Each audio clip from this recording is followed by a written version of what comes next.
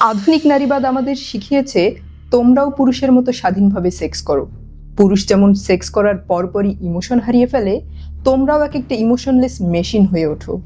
তোমরাও প্রতিদিন নতুন নতুন পুরুষের সাথে সেক্স করবে, তবে খবরদার, প্রেম করা যাবে না। এতে কি নারী আসলেই লাভবান হয়েছে? আজকের যুগে নারীরা আঘাতের ভয়ে নিজের আবেগকে এমনভাবে অবরুদ্ধ বা ব্লক করে ফেলে যে তারা শারীরিক মিলন তো করছে, কিন্তু ভেতরে সম্পূর্ণ ফাঁকা ও নিঃসঙ্গ অনুভব করছে।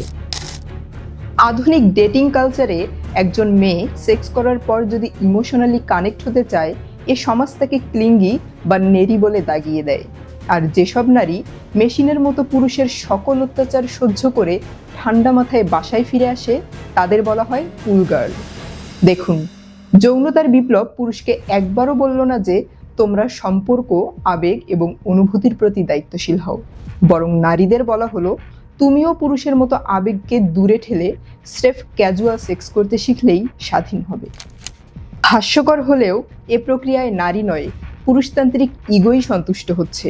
দেখুন, একজন পুরুষের শরীরে ট্রিলিয়ন ট্রিলিয়ন শুক্রাণু।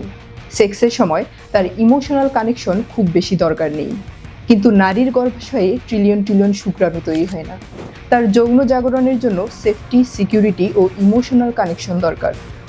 অথচ আধুনিক নারীবাদ নারীকে এমনভাবে ডিজাইন করেছে যেন প্রতিটি নারী টেস্টোস্টেরন চালিত এক একজন পুরুষ, যেন সে মানসিকভাবে পুরুষের পারফেক্ট সেক্স টয় হয়ে ওঠে। কেন? কারণ নারীর ইমোশন পুরুষের বহুগামিতার জন্য বিপজ্জনক। তাই কৌশল করে তারা নারীকে ইমোশনলেস রোবট করে তুলেছে। দুঃখজনক ব্যাপার হলো, আজকের নারীরা ইমোশনালি সুইসাইড করাকে নারী স্বাধীনতা ও স্মার্টনেস মনে করে। পিল বা গর্ভনিরোধক আবিষ্কার হওয়ার পর সমাজ দাবি করলো নারী স্বাধীন হয়েছে, কারণ সে এখন প্রেগনেন্ট না হয়ে সেক্স করতে পারে। কিন্তু এর আসল পরিণতি কি হলো? পুরুষের কন্ডোম ব্যবহারের দায় একেবারেই কমে গেল। এখন জন্ম নিয়ন্ত্রণের সব দায় নারীর, পুরুষের কাজ শুধু পেনিট্রেশন।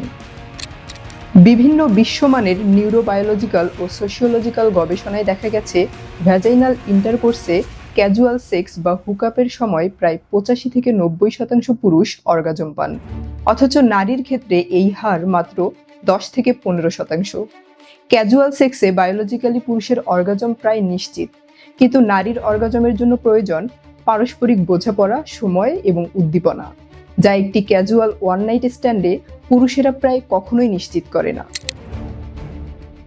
যৌন বিপ্লবের কারণে নারীদের উপর এমন এক সামাজিক চাপ তৈরি হয়েছে যে কেউ ক্যাজুয়াল সেক্সে রাজি না হলে তাকে পুরনো আমলের ব্যাকডেটেড বা বোরিং মনে করা হয়। ফলে নারীরা নিজের কায়িক বা মানসিক তৃপ্তি না পাওয়া সত্ত্বেও স্রেফ সেক্সুয়ালি লিবারেটেড প্রমাণ করার জন্য ক্যাজুয়াল সেক্সের সম্মতি দিয়ে বসে। পুরুষতান্ত্রিক সমাজে পুরুষরা পর্নে যা দেখে, আগে নারীরা সেটাকে সরাসরি প্রত্যাখ্যান করার অধিকার পেত। কিন্তু আধুনিক যৌন বিপ্লব ও পর্ন পজিটিভ সংস্কৃতির চাপে নারীদের বোঝানো হয়েছে পুরুষদের এই ক্ষতিকর বা আধিপত্যবাদী চাহিদাগুলোকে না বলা মানে তুমি ইম্যাচিউর।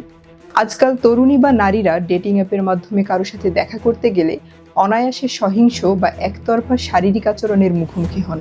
নারীকে বোঝানো হয়েছে পুরুষের এই ক্ষতিকর ফ্যান্টাসিগুলোকে মেনে নেওয়াই হলো আধুনিক ও ওপেন মাইন্ডেড হওয়া।